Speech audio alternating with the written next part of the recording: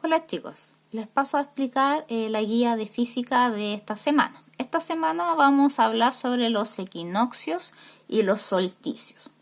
Ya, para eso hay que tener en cuenta que hay cuatro puntos de la órbita terrestre que marcan el inicio y el fin de las estaciones. ¿Ya? Cuando nosotros hablamos de equinoccio van a ser aquellos 2 días del año en que la radiación solar incide en ángulo recto. Recuerden la guía pasada, nosotros vimos que según la estación del año es la forma en que los rayos van a incidir sobre el planeta. Por lo tanto, aquí en el caso de los equinoccios, van a ser cuando el ángulo incida en forma recta a la línea del ecuador, ¿ya? Y por lo tanto van a ser días y noches que duran exactamente 12 horas. En cambio, los solsticios son los días del año en que la radiación solar llega en forma perpendicular a la superficie de la Tierra y que está mucho más alejada del ecuador. ¿Ya? En estas fechas hay una diferencia de la duración del día y de la noche. Por lo tanto, si nosotros vamos analizando aquí las imágenes, en la primera imagen nosotros podemos ver cómo la Tierra, que orbita alrededor del Sol, el ángulo de los rayos solares inciden en nuestro planeta en forma continua, ¿ya? Eso es lo que tenemos que tener sumamente claro. Durante todo el año, del día soleado hasta el día nublado, los rayos solares siempre inciden sobre el planeta. La diferencia es que dependiendo de la estación en que nos encontremos, van a ser si va a ser en forma directa o con algún ángulo, ¿ya? Por ejemplo, si nosotros vemos acá en la guía, el 21 de junio corresponde al solsticio de verano en el hemisferio norte, ¿ya? Por lo tanto, los rayos van a, si ustedes se dan cuenta, llegan en forma perpendicular, o sea, me refiero ahí formando un ángulo recto, con el hemisferio norte, ¿ya? En cambio, en el hemisferio sur está llegando el invierno, ¿ya? Y si ustedes se dan cuenta, los rayos llegan con un ángulo mucho más inferior, ¿ya? Un ángulo de 43 grados. Si nosotros seguimos avanzando, nos damos cuenta que el 22 de septiembre va a corresponder al equinoccio de otoño, ¿ya? Eso para el hemisferio norte y el de primavera para el hemisferio sur. Si ustedes se dan cuenta, aquí en ambos hemisferios llegan los rayos solares con un ángulo de 66,5 grados, ¿ya? ¿Por qué? Porque son las etapas de transición entre lo que son las estaciones, ¿ya? Luego tenemos el 22 de diciembre, que ocurre el solsticio de invierno en el hemisferio norte, si ustedes se dan cuenta, y ya con un ángulo de 43 grados, y el solsticio de verano para el hemisferio sur. Ya si ustedes se dan cuenta, ahí llega con un ángulo de 90 grados, por lo tanto llega los rayos solares en forma directa al hemisferio sur.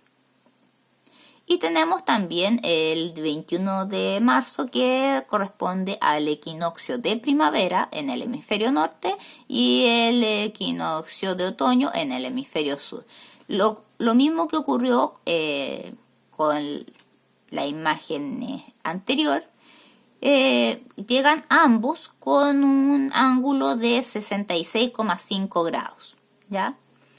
Porque son aquellas estaciones que son de transición, la primavera y el otoño, ¿ya?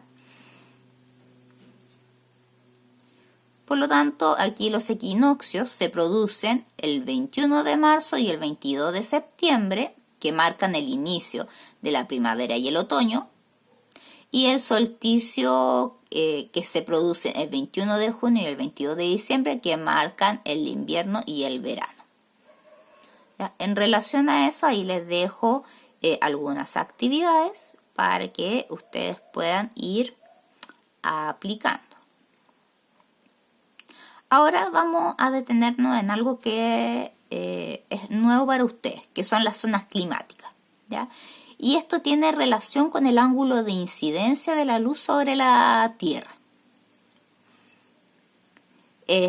Obviamente, como lo hemos hablado en las guías anteriores y en el comienzo de esta guía, obviamente tiene relación con el periodo del año que nos corresponda y cómo llegan los rayos solares en esa determinada estación del año, ¿ya? Entonces, en base a eso vamos a tener las distintas zonas climáticas que vamos a ir explicando a continuación.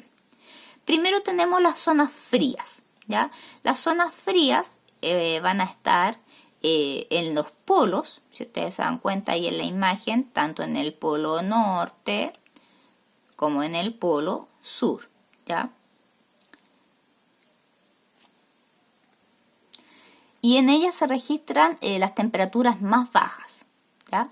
Luego tenemos lo que es el círculo polar ártico, que es el que le estoy mostrando acá, que es una línea imaginaria que está en forma paralela a la línea del Ecuador, ¿ya? Y que va a delimitar las zonas que no reciben la luz solar durante el solsticio de invierno en el hemisferio norte, ¿ya?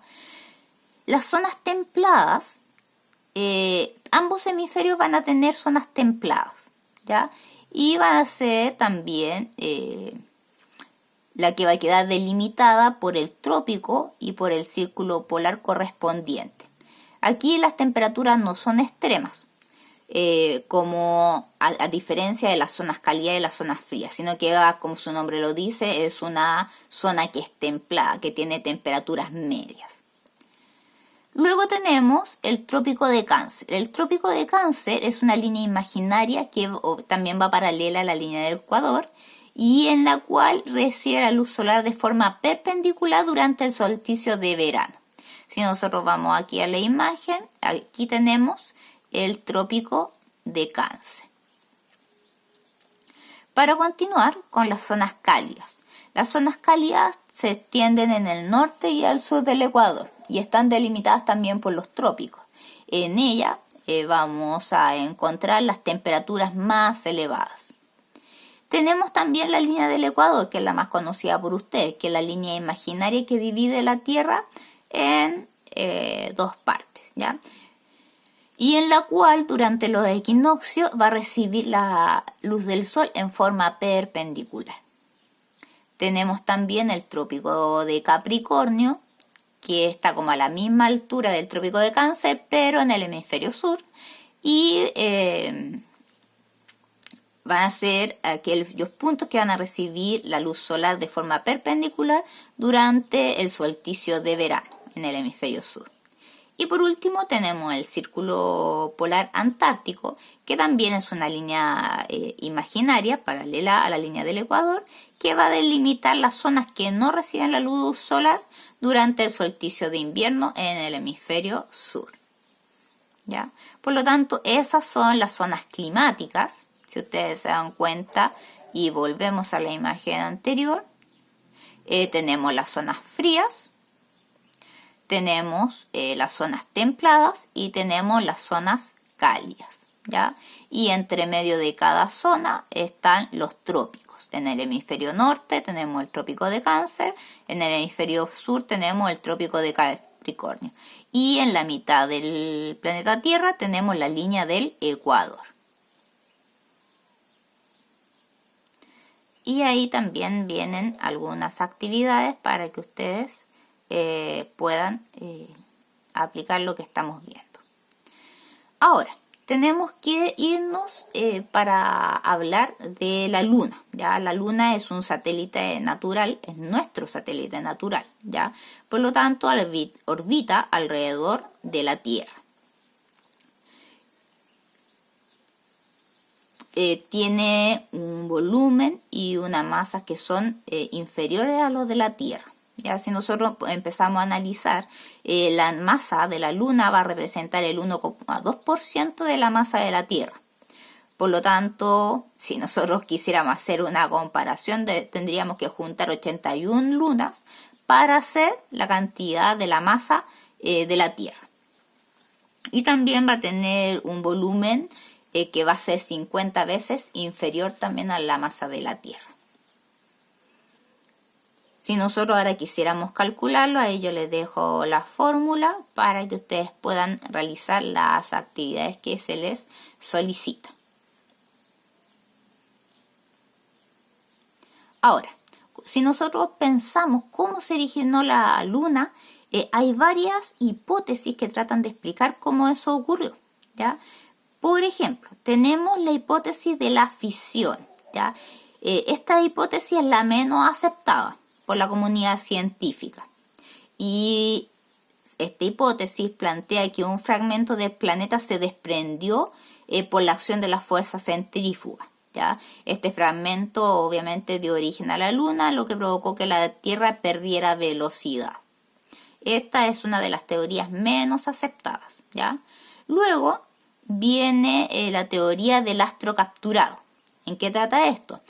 Según esta teoría, la Tierra y la Luna se formaron en zonas distantes del sistema solar y la Luna habría sido un astro o un cuerpo celeste que estaba errante a través del espacio y se aproximaba a nuestro planeta. Y cuando pasó cerca de la Tierra fue atraída por la fuerza de gravedad y eso cambió su trayectoria y empezó a orbitar alrededor de la Tierra.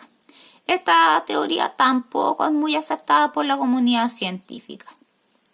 Luego viene la teoría de la conformación conjunta, que es lo que indica esta teoría, que la Tierra y la Luna se formaron en dos puntos muy cercanos a partir de las nubes de polvo que ocupaban la órbita de la Tierra. Tampoco es una teoría que es aceptada, pero de todas formas ustedes tienen que conocerlas.